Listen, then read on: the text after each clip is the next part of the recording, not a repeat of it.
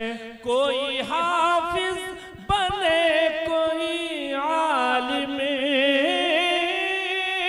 कोई आलिम बने, कोई मुफ्ती, कोई हाफिज बने, कोई कारी। ये ज़फ़ीरुल उलूम के बच्चे, ये ज़फ़ीर। अस्सलामु अलैकुम व रहमतुल्लाहि व बरकातुहू।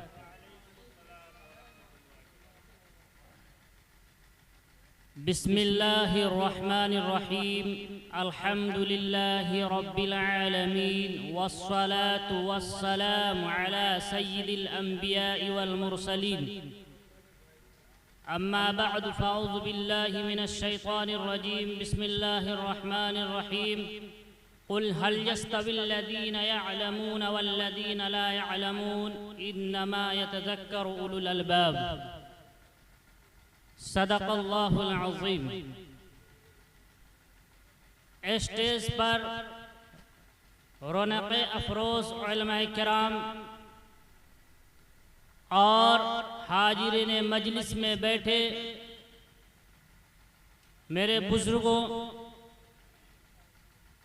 मैं बस थोड़ा सा वक्त लूँगा जो हालात हाज़रा पर मबनी है। मैं कोई बड़ा मुक़र्रिर नहीं हूँ, बस छोटा सा आप लोगों के गांव का बच्चा हूँ। ये जो प्रोग्राम का आगाज़ किया गया है, ये तालीम के निस्बत से प्रोग्राम का आगाज़ किया गया है। अल्लाह तबारक व तआला ने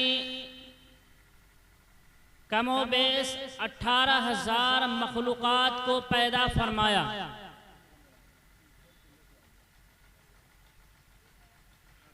हमारे और आपसे पहले अल्लाह तबारक व तआला ने फरिश्तों को पैदा फरमाया और हम सब जानते हैं कि फरिश्तों को अल्लाह तबारक व तआला नूर से पैदा फरमाए। उसके बाद जिन्नात को पैदा फरमाया और हम सब जानते हैं कि जिन्नात के अंदर हरारत ज़्यादा है, वो आग के मादे से पैदा हुआ। फिर अल्लाह तबारक व तआला ने इंसानों को अशरफुल मखलूक़ात क्यों बताया? हालांकि इंसान को मिट्टी से पैदा फरमाया जिसकी कोई हैसियत वक़्त नहीं, लेकिन तमाम मखलूक़ात में अल्लाह तबारक व तआला ने इंसानों को अशरफुल मखलूक़ात बनाया। आखिर वजह क्या है?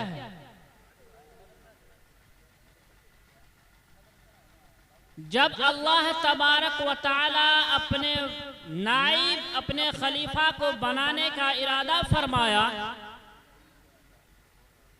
तो फरिश्तों के सामने अल्लाह तबारक व तआला फरमाने लगे कि ए फरिश्तों, मैं एक अपना नाइब बनाना चाहता हूँ ज़मीन पर। तो फरिश्तों ने कहा, नुसब्बिहु बिहम्दिका व नुक़द्दिसु लक। ऐ अल्लाह, क्या हम तेरी इबादत नहीं करते हैं? हम तेरी पाकी बयान नहीं करते हैं? हम तेरी बुजुर्गी बयान नहीं करते हैं? क्या हम हमेशा सजदे में नहीं रहते हैं? क्या हम आपकी हम्द बारी नहीं करते हैं? फिर ऐसी मखलूक को पैदा करने की क्या जरूरत है? तो अल्लाह तबारक व तआला ने फरमाया, इन्नी अअलमु मा ला तअलमून, कि ए फरिश्तों, कि जो मैं जानता हूं वो तुम नहीं जानते हो। अल्लाह तबारक व तआला हजरत आदम अलैहिस्सलातु वस्सलाम का वजूद बनाया और जन्नत के अंदर बनाकर सारे चीजों का इल्म हासिल करवाया। बहुत गौर से सुनिएगा। कि मखलूक को, इंसान को अशरफुल मखलूकात का जो शरफ हासिल हुआ वो कैसे हुआ। हजरत आदम अलैहिस्सलातु वस्सलाम को अल्लाह तबारक व तआला जन्नत के अंदर बनाकर जब रूह उनके अंदर डालने के बाद तमाम चीज़ों का इल्म सिखाया। हर जितने भी जानदार चीज़ है, जितने भी खाने की चीज़ है, जितने भी पहनने की चीज़ है, सब चीज़ अल्लाह तबारक व तआला ने हजरत आदम अलैहिस्सलातु वस्सलाम को सिखला दिए और बता दिए कि इसके ये फ़वाइद हैं और इसके ये नुकसानात हैं। गोया कि आज के दौर में हजरत आदम अलैहिस्सलातु वस्सलाम को साइंस का इल्म अता फरमाया। समझ लीजिए हजरत आदम अलैहिस्सलातु वस्सलाम को अल्लाह तबारक व तआला साइंस बनाए, साइंसदां बना दिए।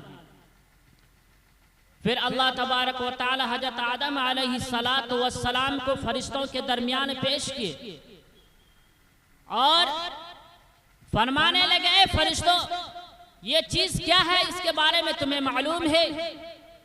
अल्लाह तबारक व तआला बहुत सारे चीज सामने पेश किए, फरिश्तों ने किसी का जवाब नहीं दिया। फिर हजरत आदम अलैहिस्सलातु वस्सलाम को बुलाया गया। हजरत आदम अलैहिस्सलातु वस्सलाम के सामने चीजें पेश की गई। हजरत आदम अलैहिस्सलातु वस्सलाम सामान के साथ उनके फवाइद और नुकसानात बयान कर दिए। तो अल्लाह तबारक व तआला फरमाने लगे, ए फरिश्तों, मैं कह रहा हूँ जो मैं जानता हूँ वो तुम नहीं जानते हो। मैं जो जिस चीज को, जिस जमीन को, जो एक हमें कौम को चलाना है, एक कानून चलाना है, उसके लिए हमें एक आलिम की जरूरत है, हमें एक नायब की जरूरत है। जो हजरत आदम अलैहिस्सलातु वस्सलाम ही हैं, उन्हीं के जो नस्लें चलेगी वही वो खलीफा होंगे और वही जमीन के ऊपर जो काम होंगे वो उनको चलाएंगे।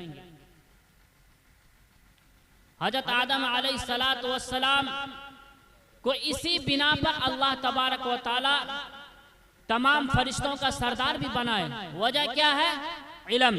अल्लाह तबारक व तआला ने फरिश्तों से अफजल बनाया इंसानों को इल्म की वजह से। अगर इंसानों के अंदर इल्म न हो वो किसी काम का नहीं है। इंसानों की पहचान भी इल्म की वजह से है। आप सल्लल्लाहु अलैहि वसल्लम को उस दौर में भेजे जब जमाना जहालियत का दौरा था और आप सल्लल्लाहु अलैहि वसल्लम जब जमाना जहालियत में पैदा हुए तो लोग एक दूसरे के इस कदर दुश्मन थे कि अपने पुश्तों से पुश्तों तक ये नसीहत करके जाते थे कि ये फला चीज का जंग जारी है, इसको जारी रखना। अल्लाह तबारक व तआला ऐसे खतरनाक दौर में अपने हबीब सल्लल्लाहु अलैहि वसल्लम का मबऊस फरमाया और आप सल्लल्लाहु अलैहि वसल्लम का पैदा करना ही तालीम है, मकसद असल तालीम है। आप सल्लल्लाहु अलैहि वसल्लम को अल्लाह तबारक व तआला जब दुनिया में भेजे और सबसे पहले वही मिली, वो इक़रा बिस्मि रब्बिकल लज़ी खलक़, वो तालीम के ऊपर ही है। अल्लाह तबारक व तआला ने आप सल्लल्लाहु अलैहि वसल्लम को सबसे पहले इल्म का रोशनी देकर दुनिया में मबऊस फरमाया। अल्लाह तबारक व तआला आप सल्लल्लाहु अलैहि वसल्लम को जब इल्म नूर दे दिए, उनके बाद जो आप सल्लल्लाहु अलैहि वसल्लम के दौर में जाहिल लोग थे, एकदम बुज़दिल थे, एकदम एक दूसरे को कत्ल करने पे बरपा रहते थे। देखिए, अगर हम किसी को किसी बुराई से रोकना है, अगर किसी को चोरी से रोकना है या जिनाकारी से रोकना है या बदकारी से रोकना है या शराब नोशी से रोकना है, अगर आप उसको कहें, अगर आप उनको कहेंगे कि आप शराब पीते हैं, ये शराब गलत चीज है, छोड़ दीजिए, अगर उनके अंदर तालीम नहीं होगी तो वो इस चीज को नहीं छोड़ेगा। अगर आदमी के अंदर तालीम नहीं है तो वो चोरी भी नहीं छोड़ सकता है। अगर आदमी के अंदर इल्म नहीं है, तालीम नहीं है तो जिनाकारी को भी नहीं छोड़ सकता है। अगर आदमी के अंदर इल्म नहीं है तो शराब नोशी को भी नहीं छोड़ सकता है। तो सबसे पहले अगर हम अपने बच्चों को तालीम देंगे, इल्म दीन सिखाएंगे, अगर इल्म नूर उनके अंदर आएगा तो फिर वो गुनाहों से खुद ब खुद बचेगा। आप सल्लल्लाहु अलैहि वसल्लम ने किसी सहाबा को ये नहीं फरमाया कि ये शराब पीना हराम है या जिना करना हराम है। पहले आप सल्लल्लाहु अलैहि वसल्लम ने सहाबा कराम रज़ी अल्लाह ताला अलैहिम अजमईन को इल्म सिखाया, इल्म से वाबस्ता किया और दीनी तालीम दिए। तालीम जब आदमी के अंदर आ जाएगा तो उसके अंदर से अच्छाई बुराई की तमीज़ हो जाएगी, तो उसके अंदर से खुद ब खुद बुराइयां खत्म हो जाएंगी। कोई एक हाफिज या कारी या आलिम को देखिएगा खुला हुआ गुनाह नहीं करेगा, रास्ता में चलते हुए गाना नहीं सुनेगा, या कोई ऐसा हरकत उनसे नहीं होगा जो आम आदमी खुल्लम खुल्ला करता है। ये इल्म की बरकत से है कि वो गुनाहों को गुनाह समझता है, गलत कारी को गलत समझता है। तो ये क्या चीज है? ये इल्म की वजह से है। हजरत आदम अलैहिस्सलाम को भी अशरफुल मखलूकात और तमाम फरिश्तों का सरदार इल्म की वजह से बनाया। आप सल्लल्लाहु अलैहि वसल्लम के तरबियत की वजह से, जिसे कोई जो आप सल्लल्लाहु अलैहि वसल्लम के दौर में जितने भी सहाबा कराम थे, आप सल्लल्लाहु अलैहि वसल्लम के नबुवत मिलने से पहले जो जमाना जाहिलियत था, वो ऐसा कबीला, ऐसा जगह था जिसको कोई भी मुल्क अपने पास रखने को तैयार नहीं था।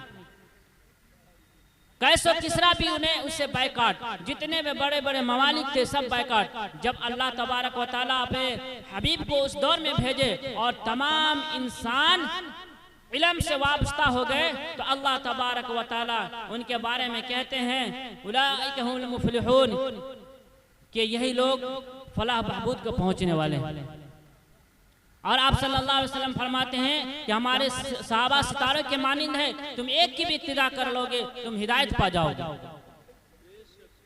तुम एक की भी इत्तिदा कर लोगे हिदायत पा जाओगे। आप सल्लल्लाहु अलैहि वसल्लम के इल्म की बरकत से वो लोग इतने ईमान के मजबूती में पहुंच गए कि हम लोग उनके पैर के धूल के बराबर तक भी नहीं पहुंच सकते।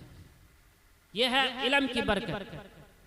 और आप अगर अपने बच्चों को तालीम नहीं देंगे, अभी इस वक्त में अपने बच्चों को दीनी तालीम नहीं देंगे, तो ये जो 10-20 साल के बाद इनका जनरेशन तैयार होगा, तो वही कल हमें घर से बाहर निकलेगा, हमें खाने को नहीं देगा, हमारी इज्जत नहीं करेगा। तो जो हम बोएंगे वही काटेंगे कल। तो हम अपने बच्चों को तालीम से वाबस्ता करेंगे।